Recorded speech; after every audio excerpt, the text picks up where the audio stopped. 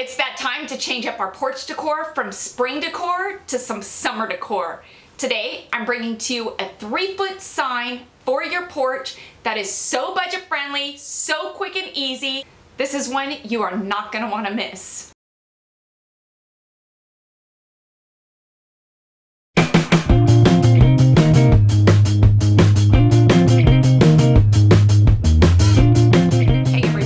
Welcome back to Kelly Barlow Creations.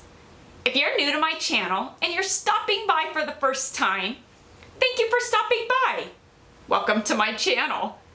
Stick around a while by clicking that red button for more crafting on a budget, more everything on a budget videos to come. And if you click it again when the bell appears, YouTube should notify you every time I upload a new video, depending on the option that you choose. Yes, in the drop-down menu of the bell.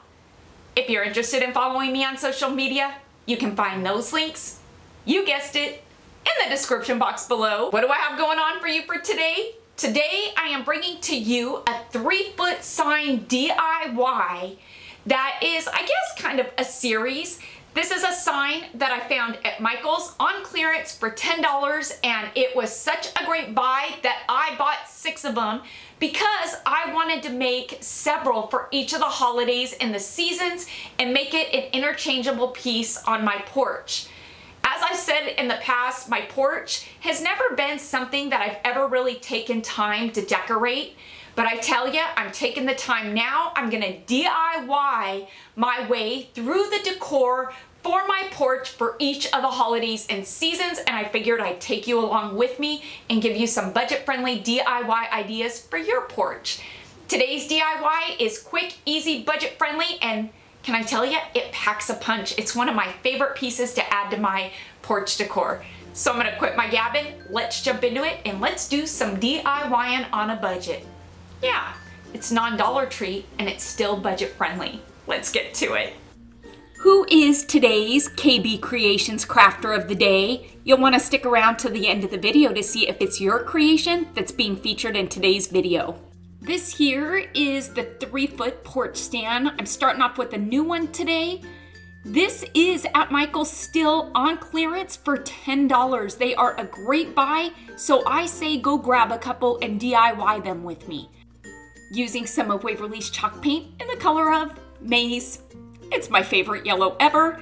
This sign is gonna get a good couple coats of this, and it's gonna need it because it is wood and it is on the drier side, so it's really gonna absorb and soak up that paint, even though it is Waverly, and I do claim that Waverly usually is a 1-coat paint, but in this case, it took 3 to get the full coverage that I was looking for.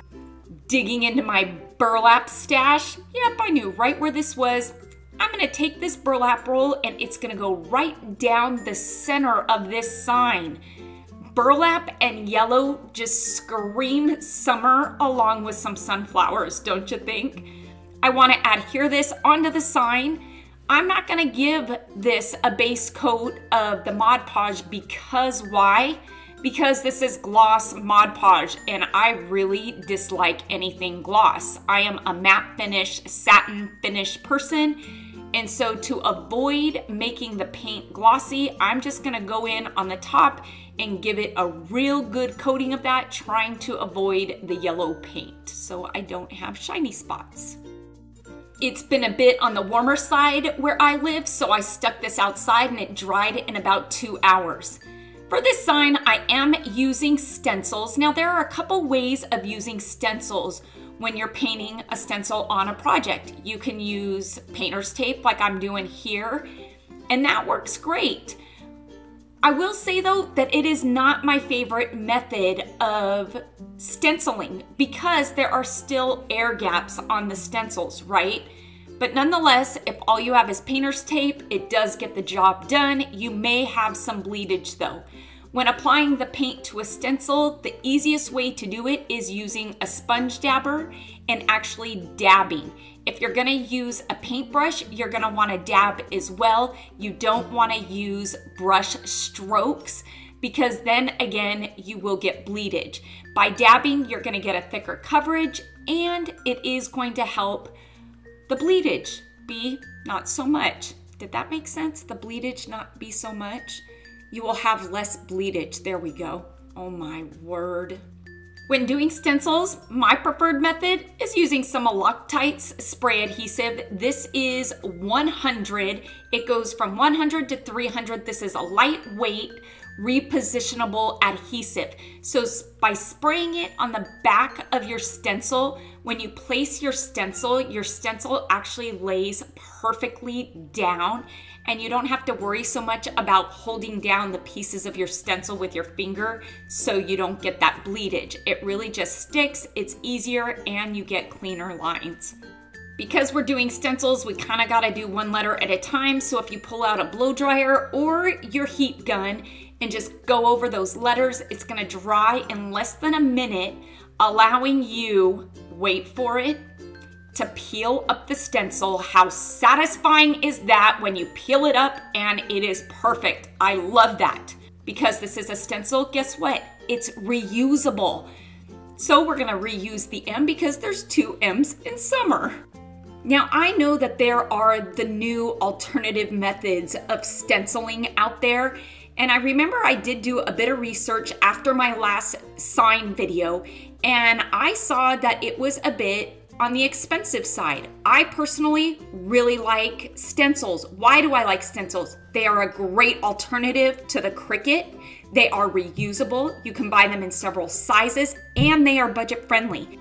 Craftsmart has an amazing selection of stencils, alphabet stencils in different fonts and different sizes. This pack here, you can get in any font for $5.99. When you use a 20% off coupon, you're getting it for $4.50. You can also find this stencil set for this sign available in Linda's Etsy store. You can find the link to her store in the description box below. To this sign, I'm feeling it. It needs some stitching. So I'm gonna go in with my brown paint, add some stitching to this. I don't know that I told you the brown paint that I am using today is a mixture of Apple Barrel's Burnt Umber and Waverly's ink. I like to darken up that brown a bit. In the video, it may come across looking like it's black, but it's not. I assure you not. It is a very deep, dark brown, and I feel like using the brown with the burlaps and the yellows and the sunflowers is just going to be such a fun piece. And so yes, add some stitching. It'll finish it off nicely.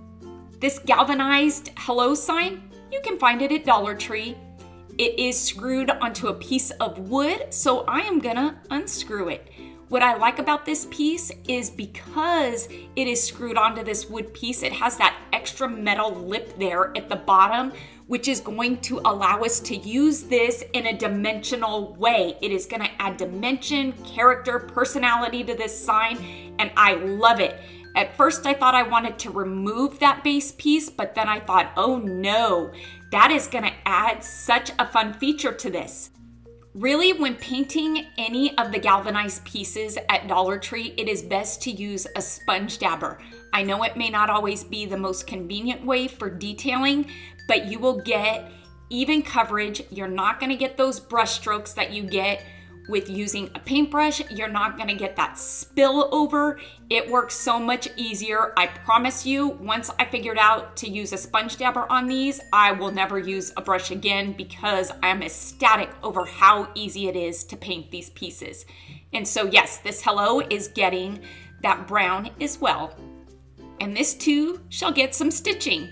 When you really look at this piece without the stitching, it really is kind of hard to differentiate each of the letters because it's such a dark color. And so by adding the stitching, it's really gonna finish this word off and make each individual letter pop so you can really see what it says when it's on the sign itself. To the back of this sign, yep, I'm gonna add a couple of these wood cubes, and I'm gonna do it on the square letters that will easily hide these wood cubes. And this is going to allow us the capability of gluing this onto our sign. There's not much there to glue the hello onto without this. And like I said, I really like that dimensional look. If you have a word like this that wasn't screwed onto a plaque, you might wanna add these wood blocks to it anyway, just to give it that dimensional look. These cubes, we don't want them to be all that noticeable, so I'm gonna go in with the brown paint and give them a good coating of paint. Oh my word, would you look at how gorgeous this sunflower is. The coloring is gorgeous. It's giant. It's got these huge leaves. This sunflower, you can find it at Walmart. It is by, yep, Mainstays. Not gonna lie, it was $2.98, but it was well worth the $2.98. I spent on 3 of them because I am obsessed with these flowers. I needed them in my life. You can remove the giant sunflower just like that and these leaves. So because we paid $2.98 for it, you better believe we're utilizing it all. I'm gonna cut that stump off the back. I'm gonna hit it with some hot glue so our sunflower doesn't come apart. Yep, and this sunflower, it's gonna go right up here on this top corner.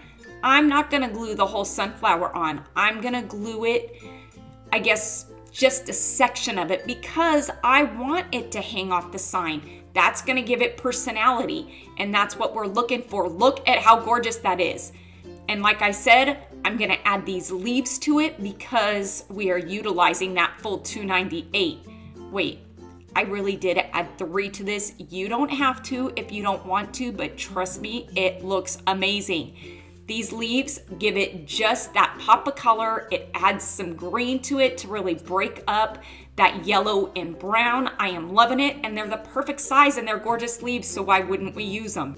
And yes, I'm gonna put another one of these giant flowers in that bottom corner there. Now, just remember, these DIYs that I bring to you, I'm just merely bringing to you the idea, the concept.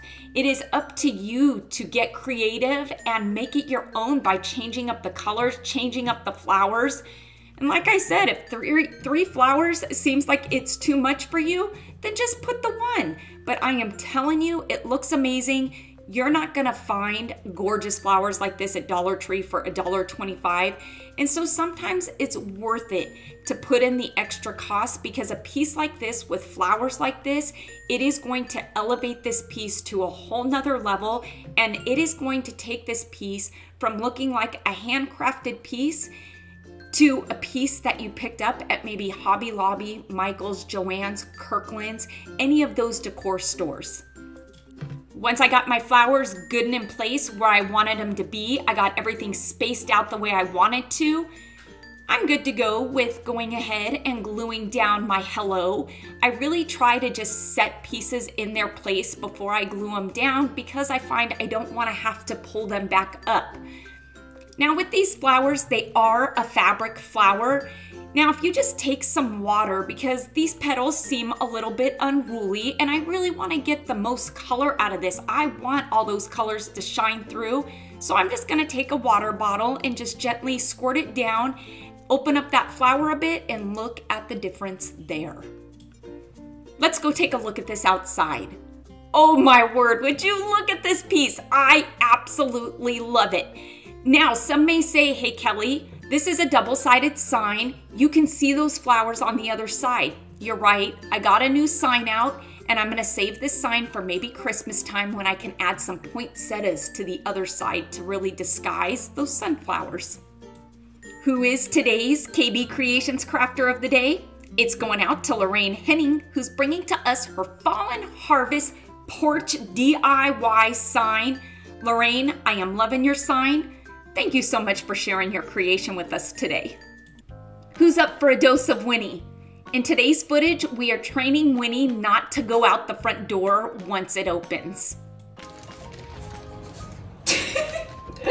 Oh, training's going so well. Sit. Stay.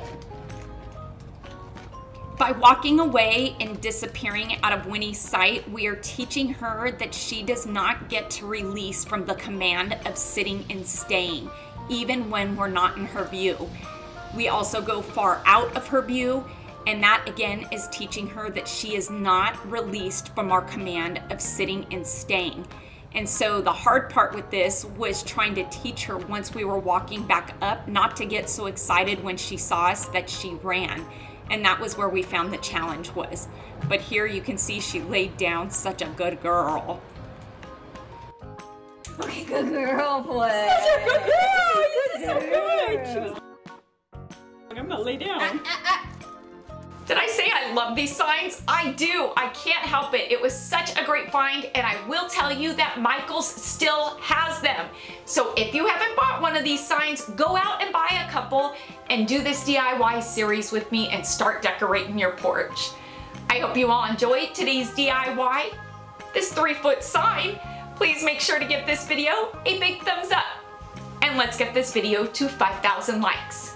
Because like I always say, each and every one of your thumbs up and those comments that you do leave down below, well, they really do help my channel to grow, and it helps YouTube to notice me just a bit more. Until next time, everybody, I hope you have a fantastic day. Happy crafting on a budget. Stay happy, stay safe, stay healthy, but most of all, stay positive, please. And bye for now, everybody.